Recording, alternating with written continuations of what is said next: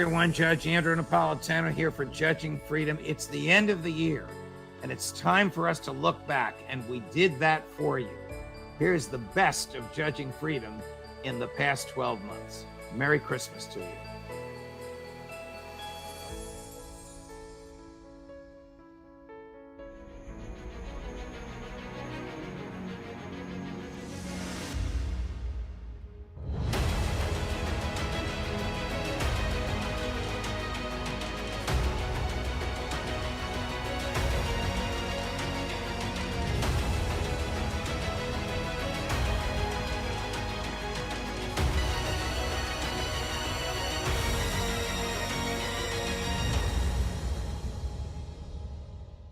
The intrepid, the fearless, the bold Patrick Lancaster joins us now, not from the wilds of the battlefront, but from the comfort of his hotel room in Moscow, where Patrick and I had planned to meet up and spend a little time together and do a broadcast together, but events canceled my trip. But Patrick, welcome here. Before we start with all the dynamic tape you've given us, including you being right there under live fire, how are you and why are you in Moscow? Hi, Judge. As normal, it's great to be on with you again. Thanks, as always, to you and your team for bringing me on and helping me spread my reports and messages to the world, because it's hard to get everything out across the world. And I'm glad we have people that are, not trying to hide certain things like a lot of the media, and we can actually get information out on both sides. All right. You have given us some dramatic video. Let's go right to it. The first of these shows you present at the explosion of a Russian mortar after the Russians received, I think, incoming fire from a drone. Do I have that right? Well, basically, the situation here on this latest report of mine is I traveled to Russian forces at a military position on the last front line of the Lugansk area, or the Lugansk People's Republic area. Depending on what side of this conflict you favor is what you call these areas. But the fact is, this area is the Lugansk region that the Ukrainians in West calls the Lugansk part of Ukraine, and Russian law calls the Lugansk, or Lugansk People's Republic, region of Russia. So where you sit is depending on how you call it. The local people that live there call it the Lugansk People's Republic as part of Russia. But this front line is the Belogorovka front line, which is the last stronghold of Ukrainian forces in this Lugansk area. Basically, the last of few areas that are still controlled by Ukrainian forces. And this area I'm at is the battle, basically, of Russia trying to force Ukrainian forces, the last Ukrainian forces, out of the Lugansk area, Lugansk People's Republic area. And I'm documenting them attacking Ukrainian forces with 122 millimeter mortar shells. And that's what we're going to see here, I believe. Okay, so in a moment, we're going to see a Ukrainian drone attacking Russian troops in what Ukraine says is Ukraine and Russia says is Russia, and you're right there. And then we're going to see a Russian mortar propelled in the direction of the Ukrainian troops. Do I have that right? Yes, exactly. While we were there on the position, going through the process of Russia attacking the Ukrainian positions with mortars, the Russians were identified by Ukrainian reconnaissance, and what I was told was a Ukrainian kamikaze drone came in at the positions. Now, it didn't hit us, but I could hear it. Okay. So it was a little bit scary. All right, I can see, and the audience will see in a minute, you were not comfortable there. You are dressed in full military protective gear. So, Chris, cut number one, the drone strike.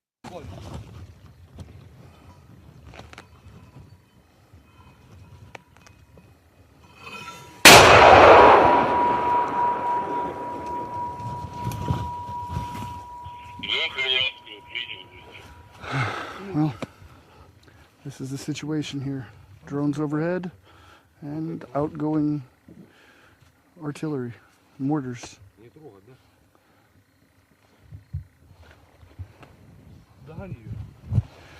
For the situation this is, it's almost surreal. Almost surreal, my dear friend. You're so courageous. Is that the closest you have come to live fire? No. I've been actually shot at many times, and have had shells explode about 10 meters, a little over 10 yards from me in the past. There's bullets, rockets, and things like that whiz by my head. So all right, I've had quite the experience with being fired at over the years, but yeah, so it is what it is. Before we get to the clip where you are running with troops through the field, and before we show Russian artillery being prepared for use, let me ask you some big picture questions. Do the Ukrainians stand a chance in stopping the Russian onslaught? Russians say they don't. The Russian morale is pretty up right now because of the constant advances of Russian forces, which is, you know, a fact. I believe a few days ago, less than a week ago, the Russian Defense Ministry has claimed that in the last time, there has been 180 new square kilometers taken control of by Russian forces from Ukrainian control. So, you know, as I've been saying, since Avdiivka was taken control of by Russia, it's a new war now. Russia has bumped it up to the storm or assault mode and is just taking territory one step at a time. Now, some channels out there, some reporters will say, oh, well, they're taking fields and all this non-strategical stuff. Well, the fact is that, yeah, they're taking fields, but they're also taking settlements, towns, and villages. So anybody that tries to get you to believe that that 180 square kilometers taken control of by Russia from Ukraine isn't a strategical gain, they're lying to you. And I think the viewers out there can understand that themselves, that when the media is trying to say these gains are not important, but minor villages being held by Ukraine are. I think, you know, the people out there can think that for themselves. As I say in all my videos, get as much information as possible and try to understand when somebody's trying to pull the rug over your face. Okay, let's go to the next clip. This will show you, and we will hear you narrating as you're running through a field with Russian troops. Что это? Укрытие. Это дрон, слышишь, да?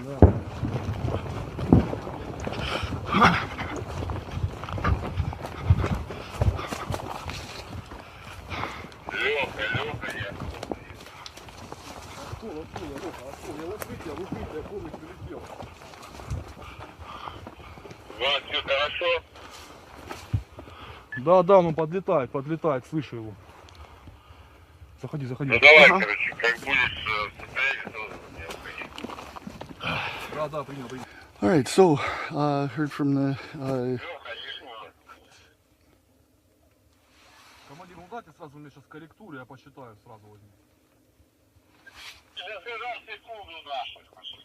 all right, so orders are coming from the leadership. So we got word from the commander here on the ground of this position that was a Ukrainian kamikaze drone that we were hearing just overhead, and it seems like they might have hit the neighboring position or something along those lines is what I understand. But we're gonna stay here in this bunker underground for a few minutes And then, as I assume, the soldiers are going to move out and continue to engage Ukrainian forces. Were you afraid for your life when you made that clip? Well, yeah, at the beginning, for sure. Once I got down in the hole in the bunker, it felt quite a bit better. It's amazing how such old technology works so well on the battlefield. But yeah, just before that clip started is when I heard the drone, and as soon as I heard it, they heard it as well. It just started saying run, and I clicked the camera on. And before we had gone to the pit, they had started firing, they had showed me the hole, the bunker, where in the event of a drone, they said you dive in this hole, and that's exactly what we did. Everything worked exactly as they said, and luckily I was not hit by the kamikaze drone. So now, why do you call it? I know what the word means, at least in American culture.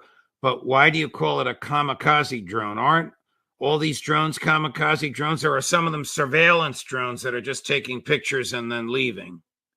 Okay, well, what we've got is on both sides, Russian and Ukrainian, three types of drones, or three, general types of drones. Of course, there's 1,000 different brands and variants, but the major three types is one, as you said, reconnaissance, which is used to find new locations, to target artillery. I mean, specifically, like during this mortar attack, the people on the radio that they're talking to is someone at a different position who's got a drone in the sky watching in real time the location that those mortar shells are landing on Ukrainian positions and telling them how to correct their fire. And that's a common use of reconnaissance drones. Another type is the kamikazes, our FPV drones, as I said. And those are little hobby drones that cost about $500 to make, that they use to fly into people, equipment.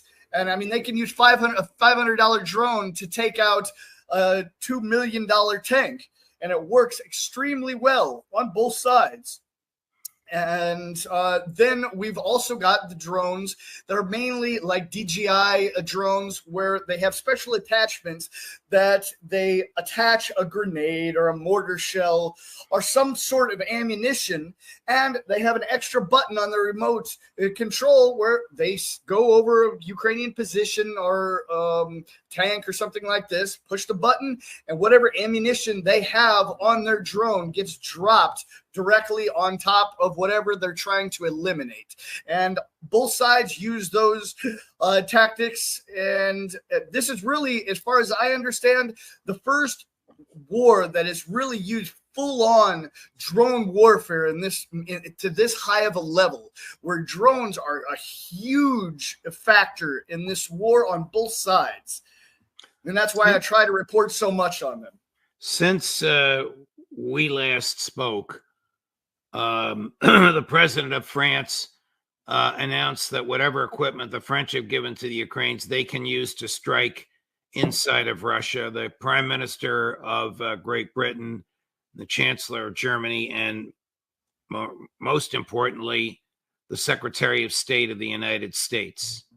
Has this in any way affected, any way you can perceive, the morale or the attitude of the Russians, or the morale or the attitude of the Ukrainians, that Western offensive weaponry in the hands of the Ukrainians, but operated by Western out of uniform troops, can target inside Russia? It's just infuriated both the military, the government, and the people. I mean, because especially the people that live in the Belgorod region of Russia, who've been under daily attack in Russia, not a disputed area.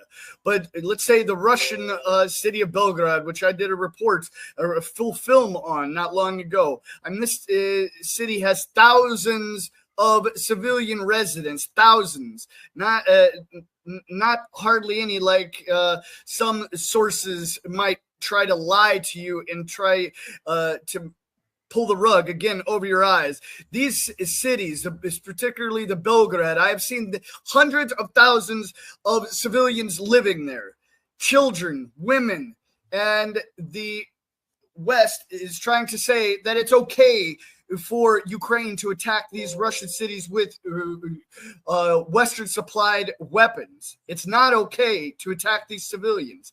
As I showed in my report, these rockets coming from the border of the Kharkov region of Ukraine into Russia and just landing randomly across the city. It's not okay at all. And that's what is being done with Western people's tax money. The weapons that are being supplied to the West, to Ukraine by the West.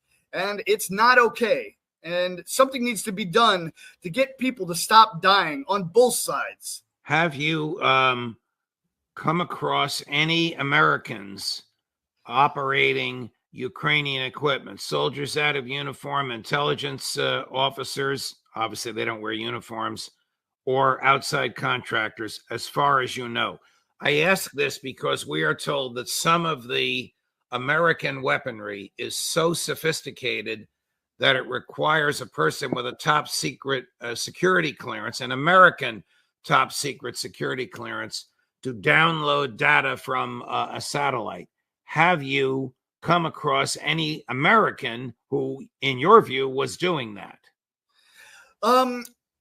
Obviously, I don't report much on in the Ukrainian positions, but as far as information that I've been told by refugees and other locals, civilian locals, yeah, there are foreigners, mercenaries that are working with Ukrainian forces, as we all know. Specifically about operating this equipment, I can't really comment. Of course, there's I've heard through the grapevine there has been Americans captured, but me as a journalist trying to stick to all the areas of the Geneva Convention, not going into gray areas, I make it a point to kind of steer clear of any prisoners of war, just to keep keep all on the right path of journalism. Just as I said, no gray areas, to show the people and continue to show the people what I see with my own eyes,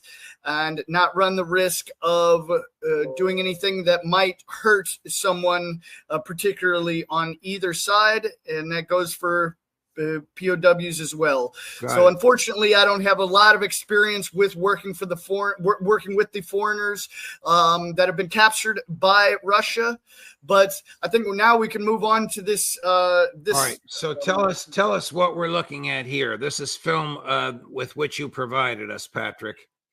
All right, now this is the position commander, that the high-ranking person on the positions where they were attacking the Ukrainian positions from, and that's what he was showing us was their cache of 120 millimeter mortar, Soviet-made, Russian-made mortar shells, and that's exactly what we were seeing being shot out of that tube to Ukrainians. And what they're trying to, that particular position, their job's to fire those when called upon, when they have the targeting information, to kill Ukrainian soldiers and destroy whatever equipment they might be using.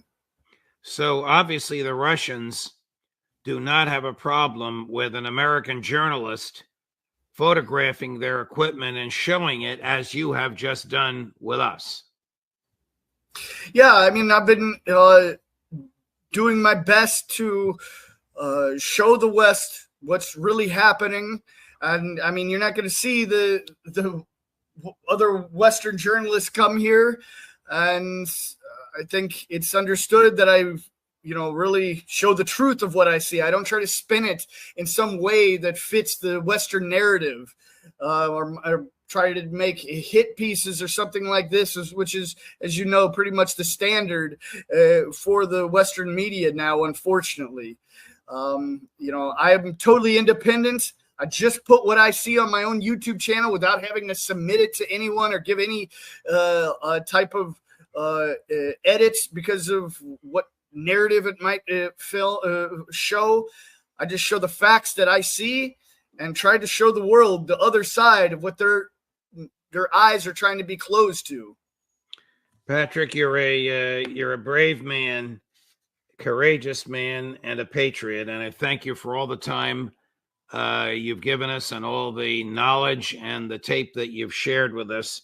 I know you're in Moscow and you're traveling. When you're back and you're ready to come on the show, you know how to reach us. We'll put you right back on.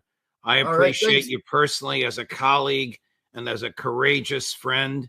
And I know the audience appreciates you. I can tell from what they're saying about you in the chat room, and I can tell from the numbers that are watching you now and will watch you once this is posted and streaming, which it will be in just a moment. Well, if we can't get the Ukrainians to use them, we'll use our own people.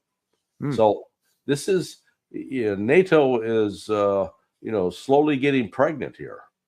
Is Taurus a German or an American product? It's German.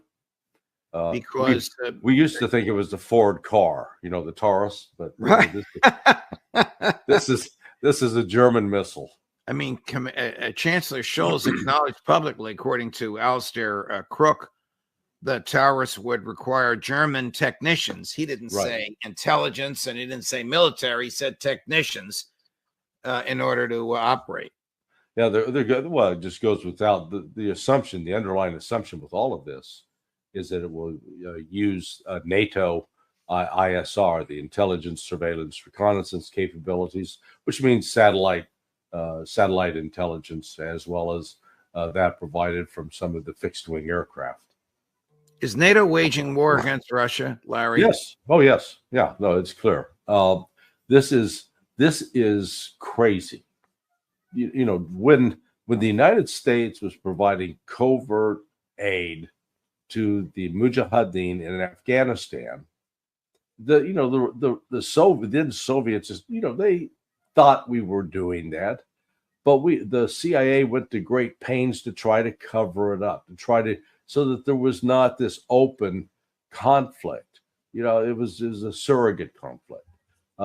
NATO is no longer taking that step at all. It is clearly out in the open. And I heard just last night there was a report that the Russians hit one of those CIA bases that was talked about in the New York Times piece a week ago Monday. Ooh. And that it killed some CIA officers, as well as some of the special operations forces for the Ukrainians that were being trained. Now that it's unconfirmed, but there was a video report to that effect last night.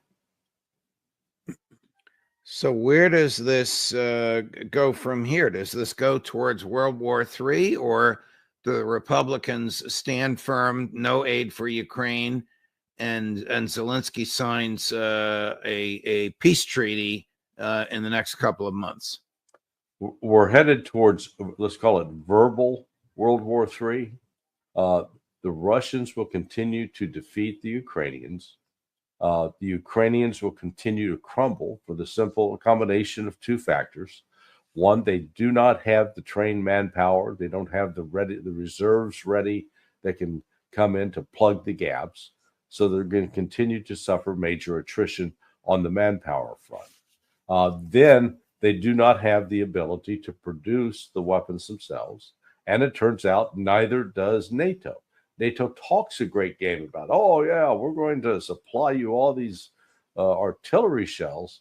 But then after like the Europeans promised last year, oh, we'll do 1 million shells. You got it.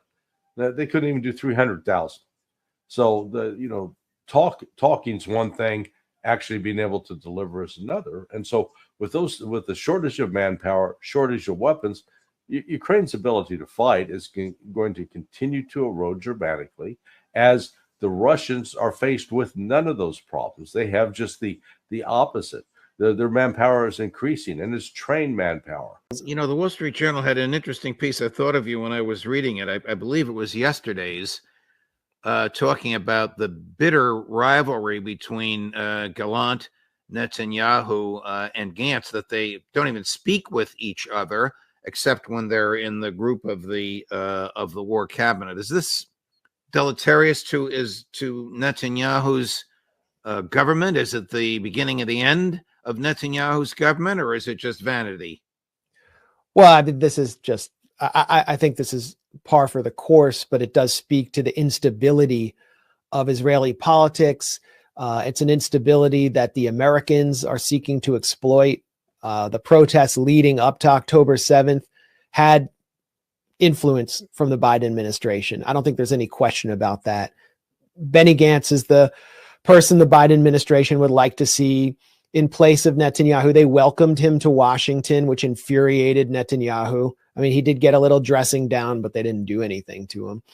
And Netanyahu has made repeated decisions, including decisions about negotiations in Doha over the objections of or without the approval of other members of his war cabinet, basically violating the rules. So Israeli politics are very unstable now. And this coalition that Netanyahu has, I mean, the fanatics, Ben Gvir, the security minister, who's from the most fanatical faction of the settler religious nationalist movement in the West Bank, Smotrich, they got Netanyahu by the short and curlies, which is why Netanyahu is promising to build settlements in the Gaza Strip, which is just seems untenable and absolutely insane. It's sort of a sop to keep them from bolting from his coalition. I mean, they're also demanding a massive strike on Iran. And then you have people like Gabi Ashkenazi, the former chief of staff of the Israeli military, who comes from Netanyahu's left. Immediately after Iran's counterattack, it was Ashkenazi who was pushing for a direct attack on Iran. This is something a lot of people don't recognize, outside observers, is Netanyahu is not always the most hawkish and might even be more cautious than the militarists who are supposedly to his left, who are more favored by the Americans. It's a head scratcher. Colonel, we all have our eyes on November 5th. Obviously, no one knows how what the outcome is going to be. One day the polls are one way, the next day the polls are the next. But do you fear an October surprise involving the military or some foreign event? I'm not sure it'll be orchestrated, but I can see very clearly now, sad enough to say, that we might be in a war with Ukraine, a war with Iran, before the elections. Hard to figure out who that helps. If it helps I the vice president or if it helps the former president. It's hard to say. It usually helps the party in power if a war starts and they are seen to be, the responsible entity or the responsible management structure, if you will. People are really reluctant to switch horses in the middle of a battle. But I don't know in this case, because I think the American people are waking up to whose responsibility they might lay it at the feet of in terms of it's happening. Right. Colonel, how badly have these reckless decisions, as you and I have called them, of Prime Minister Netanyahu destabilized Israel? As I've said before, there will be no Jewish state in the Levant in the future.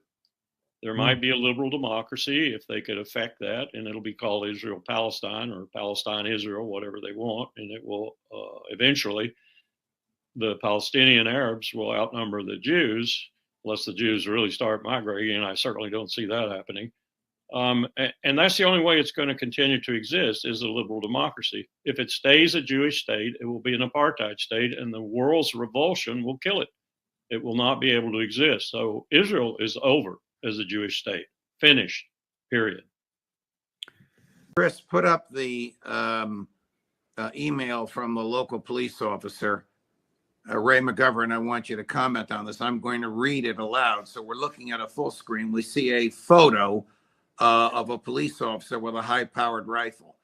He has published this photo himself along with the following email. My name is Jonathan Willis, W-I-L-L-I-S.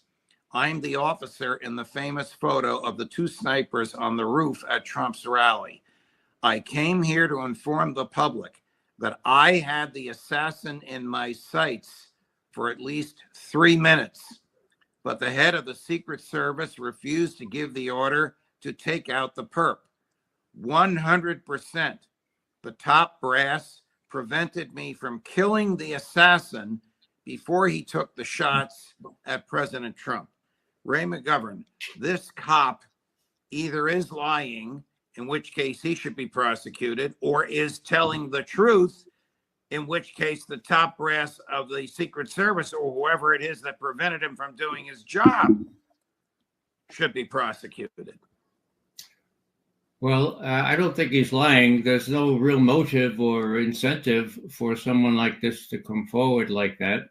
He identifies himself as an officer. I really would like to know which police or federal force he belongs to. But here he is. He's a witness. Where is he right now? I don't know. How about the red-haired guy?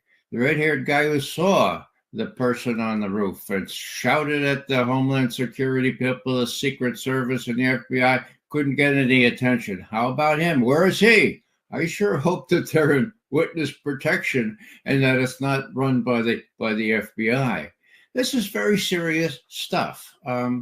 What else could I say? Not much. All right. Well, let me ask you about intelligence, Ray. Every keystroke, every photograph, every fiber, holding up my iPhone, every fiber optic data that comes into or goes out of this, not because it's me, but everyone in the United States is being surveilled by the NSA. If this kid went up there and took photos or took measurements or communicated or sent himself any notes, wouldn't those people who capture, who invade our privacy 24/7 have known about it? They would have, Judge. The problem is, would they be free to say what they know? As I said in the Substack piece that I wrote on this, as you read the document, you can't help but thinking about how the Nazis talked about the Jews when you read about how the Israeli Jews are talking about the Palestinians. I mean, the parallels are marked. Right. And it's almost incomprehensible to me that Israeli Jews would be making these kinds of comments about any kind of people. But the evidence is overwhelming. The piece is heavily footnoted, and hardly anybody disputes that these comments were made. And then again, when you marry that with what's actually going on, it's horrific what's going on in Gaza. And therefore, the South African government concluded, and lays it out in this brief, that the Israelis are guilty of genocide. So this international court is not a criminal court. It resolves disputes between countries. It could theoretically order the Israelis to do something or refrain from doing something. So the Israelis could thumb their noses at it if they wanted. It'll put them in trouble with the UN. But the court does not have an army to enforce its will. This is not an indictment of Prime Minister Netanyahu personally, the way President Putin has been indicted by the International Criminal Court. However, it is a court to which they are subject because it was established by the UN Charter, and Israel and South Africa are both members of the UN. Here's Admiral Kirby, cut number 2, Chris. I mean, his statement about this complaint is mind-boggling. It's hard to believe that this is the official United States position on this complaint. South Africa's filed this 84-page lawsuit against Israel, accusing them of genocide. Israel says that this is blood libel. Does Washington agree? And where does this put Washington and Pretoria? We find this submission meritless, counterproductive, and completely without any basis in fact whatsoever. In another world, Professor.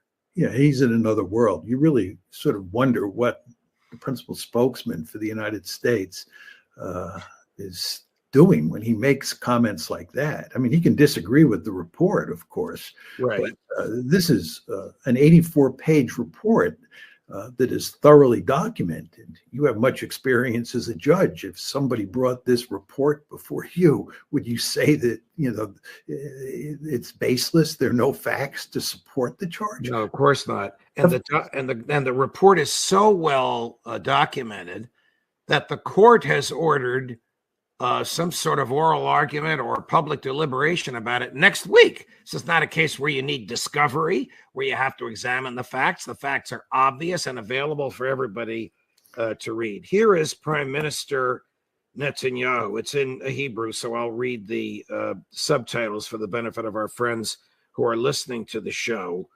The language is very strong. It's typically Netanyahu-like. Cut number 5, Chris. I would like to say a word about South Africa's false accusation that Israel is committing genocide. No, South Africa, it is not we who have to perpetuate genocide. It's Hamas. Hamas would kill us all if only it could. In contrast, the IDF is acting as morally as possible. It does everything to avoid harming civilians. And Hamas does everything to get them harmed, using them as a human shield. And I ask, where were you, South Africa, and others who accuse us? Where were you when millions were murdered and displaced from their homes in Syria, Yemen, and other places? You weren't there because everything you do now is just nonsense, lies, and evil spirit. We will continue our war of defense with just and moral. That's about as absurd as Admiral Kirby's comments. Yeah, I mean, the argument that the Israelis are going to great lengths to spare civilian lives and they're just focusing on targeting Hamas is not a serious argument. Just the evidence belies it. What's very interesting here, and it gets back to your point that the International Court of Justice really doesn't have real teeth. It's going to be hard to sort of get Israel to change its behavior or get the United States to change its behavior. I think that's true. But the question you want to ask yourself is why, therefore, is Israel taking this so seriously? I think the Iranians are way further ahead than the West has acknowledged. I think they have nuclear weapons. I think they've tested them. I think that's one of the things that's holding back the West from hitting nuclear sites in Iran right now, because I think they hit one of those, and you may have plutonium-210 floating around the battlefield from something that explodes. I think people are afraid to face that. Can Israel defeat Iran? I mean, they can't even reach Iran without stopping for refueling. No. So that's what becomes, that's why the response, the Israeli response is so problematic regarding what they can do to Iran. And that, by the way, that's why I think the Biden administration has the largest show of force during its time in office ongoing right now, with 2 carrier battle groups right there in the region to theoretically serve as control rods. That is a nuclear term for, and I'm using it purposely, control rods to slow down the potential nuclear outcome. Why are 5,000 Marines on those 2 battleships? Is that for a land invasion, or is that to evacuate Americans? What are they there for? It's to evacuate. Yeah, force like that, Judge, is all about securing embassies and pulling people out. 5,000. You could barely invade Guam with 5,000 people. Trust me, that's not an invasion force. Okay. You start getting to 50 to 100, then you're starting to look at hitting something. Always remember, whenever you see us doing something, if you got 5, you have to have at least 7 times that in support of it. So if you got 5,000, you got a lot of people supporting that. You're not gonna, we're not doing anything. Okay, I appreciate that that insight. Okay. The gentlewoman is not recognized. Colleagues, no, I'm gonna. The House will be in order. Like children waving Ukrainian flags on the floor of the House. That was one of the Republicans that voted against it, who admonished everybody else to, quote, put the damn flags away, and then he took the microphone away from her. Your one's reminded, forgive them, they know not what they do. Yeah, what they're doing is sending tens of thousands, maybe hundreds of thousands more young Ukrainians to their death. That's what they're doing, because they are absolutely unaware of any of the real issues in this conflict, unaware of its genesis, unaware of its possible resolution. All they seem to know is war, and they're ignorant. They don't study this. They don't look at alternatives. They don't say one word about diplomacy. They know nothing. They don't understand the consequences. It's regrettable how really sad our government has devolved into almost this ludicrous display of irrationality and immaturity, because that's what this is. This wasn't a considered discussion, a considered deliberation taken after careful reflection of the myriad possibilities, alternative approaches, and likely consequences. This is kind of an ignorant mob waving their flags that has already condemned around 500,000 Ukrainians to their deaths or grave wounds, that has lost a great deal of territory, not because Putin was out to take the territory, but because the United States at every stage refused basic diplomacy over the issue of the U.S. placing its military along the Russian border.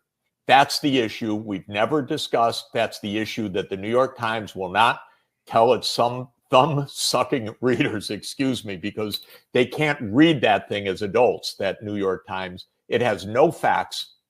And that's what leads us to this kind of display in Congress. I also think there are Americans who are engaged in this kind of propaganda. And whether they should be civilly or even in some cases criminally charged is something that would be a better deterrence, because the Russians are unlikely, except in a very few cases, to ever stand trial in the United States. Do you believe that? Are we going to bring back the Alien and Sedition Act, whereby if you criticize American foreign policy, you could be prosecuted? She would. That woman would. That woman never got my vote. She never got my opinion that she could be elected president. That woman is a disaster. She was a disaster as First Lady. She's a disaster as Secretary of State. She's a disaster now. Now, what would I do? What would I do if I went to her and I said, do you know what we did in this election, in that election, starting in 1948 with Harry Truman and the Italians? Do you know what we did in this, that, and the other election in the last 5 years? Well, what if Putin demanded at the UN Security Council, for example, some kind of accountability for those actions? You're a bitch, lady, and you need to go hide yourself somewhere. Colonel, I can see Chris, and he's roaring over this. Can we cut what you just said and feature it?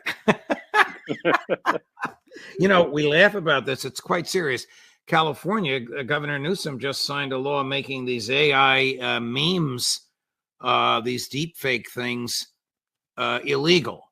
You know, some people put together a satire of Kamala Harris. It's hilarious. It's not her, but it looks like her and it sounds like her. We're not gonna run it. How can that be against the law? The Supreme Court has held that satire, propaganda, coarse, harsh, caustic, antagonistic, obscene, hateful speech, all protected. Protected. A war against humanity itself doesn't seem to be recognizing or resonating with the Biden administration. He supposedly had a conversation, a 30-minute testy conversation with Benjamin Netanyahu today. Did he stop sending the 2,000-pound bombs? Of course not. No. Biden says he's outraged, but they will not stop sending the 2,000-pound baby buster bombs to Gaza. And just 2 points on Jose Andres's obviously heartfelt words. I think Jose Andres is starting to wake up to a reality he didn't understand. Indeed, what Israel's doing in Gaza is a war on humanity. But that's the war that Palestinians have been experiencing for over 75 years.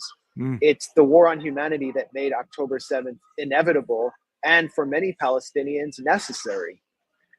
And now Jose Andres, who naively believed that the Israeli military would allow him to deliver food to people that they were systematically starving and ethnically cleansing, now he realizes that even his own staff was not seen by Israel as fellow humans. So Jose Andres needs to display some dignity and resign his position as culinary ambassador at the State Department. Where are the resignations? Where are the concrete? Where's the concrete backlash against Biden? I'm not seeing it. And we also need to look at what Jose Andres was doing in Gaza. He clearly was being used for an insidious, ulterior agenda of the Biden administration and the Israeli military to remove UNRWA, the United Nations Relief Works Agency, from the north, replace them, and he was building a dock out of the rubble of Palestinian homes against the wishes of homeowners. Imagine if your home was destroyed, anyone watching this, your home was destroyed, and then a foreigner comes and takes the remains of your home and uses it to build a dock, supposedly to offload aid. But this dock was located right around the same corridor that Israel's building to section the north off from the rest of Gaza in order to ethnically cleanse the northern population, and the same area where Biden is planning his dubious and clearly disastrous army aid pier, which we should talk about here. So Jose Andres was being used all along, and Israel just pulled his card because they couldn't have any aid going in there. Everybody has to starve. Well, I mean, things have changed a little bit too, because now he's stepping into an environment where he actually has far more influence. Biden has stepped aside. Now he will meet with Biden, but Biden isn't in the future of Israel.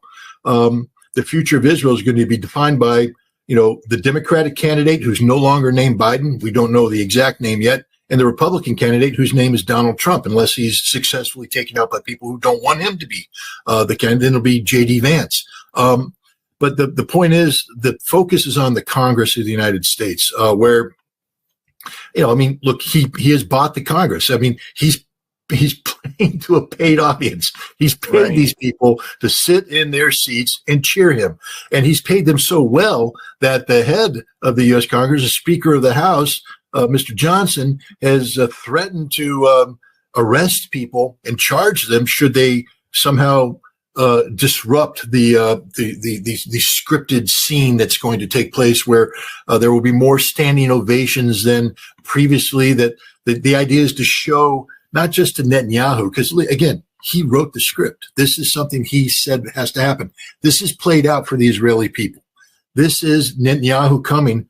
He's been beaten in Gaza. He's being beaten by Hezbollah. The Houthi have humiliated him. And now he's coming here to have the American flag wrapped around him, to be anointed by the American Congress, so he can go back to Israel and say, America is fully behind me. I have the backing of the United States during these difficult times. This is an act of political desperation on the part of Benjamin Netanyahu, because his military is almost in open rebellion, telling him we are fundamentally broken. We're running out of tanks because we don't have any spare parts. We've run out of ammunition. Our troops are exhausted, and we can't go to war against Hezbollah because they'll beat us. That's the reality. And Netanyahu can't take that to the Israeli people. And so instead, he's going to come here, an act of grand political theater. And that's what this is all about. I would like to believe the American people could see through this. Unfortunately, we keep electing the same bought and paid for members of Congress and Senate, knowing that Israel owns them. We keep electing them. So I think the American people are culpable in this as well. Reuters is reporting this morning that Prime Minister Netanyahu announced yesterday to the public that he gave an order to the IDF to prepare to invade Lebanon. Do you know if this is true? And if so, is it wise? Yes, I can tell you what he said. He said, I have instructed the Israeli army and all security forces to prepare to change the situation. He's referring to the situation in the north of Israel. And there is no possibility we will continue current situation. That's the Gaza West Bank situation. And we are obligated to return all the residents of the north to their homes safely. I think what's happened is that really two things have changed the situation.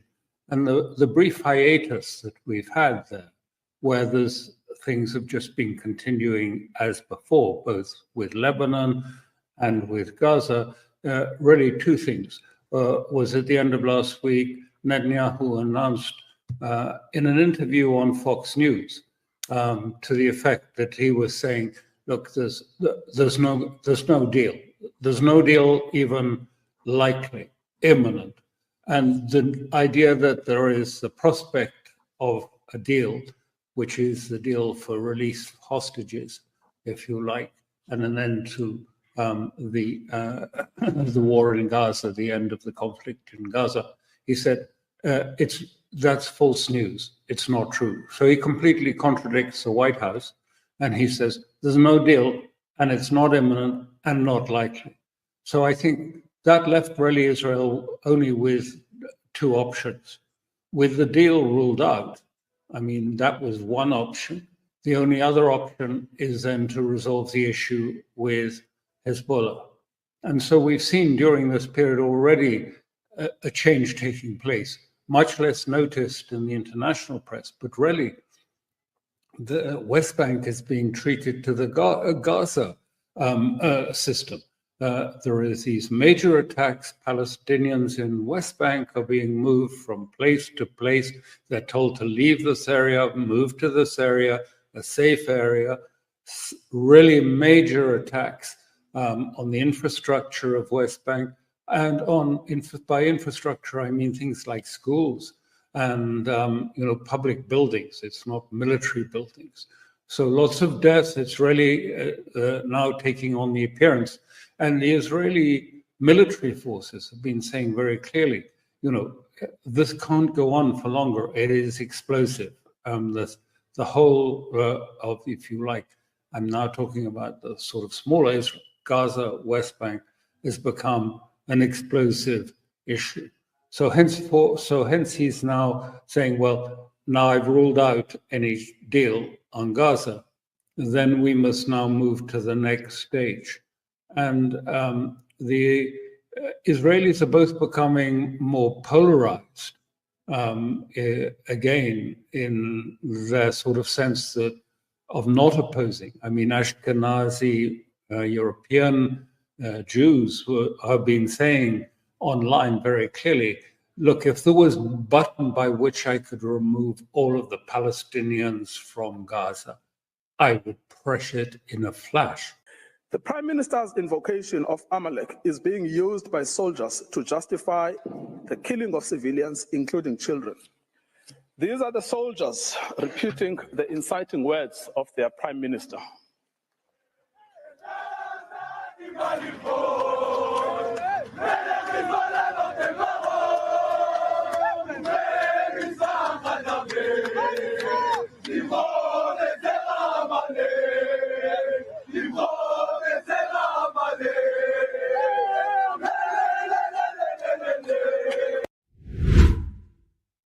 Larry? Yeah, sickening. I mean, it's just, I've for a while, I've all my life I've been a supporter of Israel. I believed Israel was something special. I remember training a group of Israeli police officers in the anti-terrorism assistance training program and asking them, what was your finest moment in counterterrorism? I said, I know what the answer is. And they looked at me and I said, it was when you went to Argentina and you captured the man responsible for supervising the execution of Jews, or at least sending them to death camps. And I said, so when you put him on trial, you showed the world the difference between you and terrorists. You showed the difference between you and Nazis. Well, that was then. Now the Israelis are acting like Nazis. They are doing they're stripping people naked. They're shooting people who aren't carrying weapons. They're murdering women and children. They're claiming that Hamas raped and murdered and killed children. That's a lie. There's zero evidence of that. Zero. And yet they continue to push that as their justification for killing other women and children. It's sickening. It's disgusting. And Israel has lost its way. Ray, does the Israeli government care if it stands alone with just the United States and the rest of the world, either silently or overtly condemns its behavior? Up till now, it has not cared. Now, I believe it has to care. After all, the Houthis are creating bedlam in the Red Sea. The Iranians are actually frontally capturing oil tankers that were captured by others. They are in for a tough slog here with Hezbollah in the north and their problems, their real problems militarily in Gaza. So yeah, they have to care now because their economies can be severely damaged if the rest of the world believes that this is beyond the pale. I think the rest of the world does. And citing Amalek, I'm sure that Bibi Netanyahu was disappointed that he did that, but I'll bet God was too. If you take the Hebrew scriptures as your code of conduct, you're in real trouble. And when they said Amalek, of course, for the tribe that God supposedly told the Israelis to exterminate, and they did. That's what they're invoking here. They're not going to get away with it. Why does the American CIA search the world for monsters to slay? Why did it dislodge the popularly elected Pakistani Prime Minister Imran Khan 2 years ago and incarcerate him on a phony charge? And why did it just dislodge the president or prime minister of Bangladesh? Well, let me clarify one point. In both the case of Pakistan and Bangladesh, I don't know what the CIA role was per se, but it was a U.S. government role, almost surely in Pakistan and quite possibly in Bangladesh. So okay. the face of this is actually the State Department in this case, the Assistant Secretary of State for South and Central Asia, Donald Lu, who is playing, it seems, in the region of South Asia, the role that Victoria Nuland used to play in regime change operations in Eastern Europe, Ukraine. And what that means is that there is a general pattern where the CIA is typically the lead, but not necessarily the lead, where the U.S. government decides it doesn't like another government, so it will bring it down. Now, the U.S. is just about the only country in the world that does this, but the U.S. does it with such unbelievable frequency that it is essentially our modus operandi of foreign policy.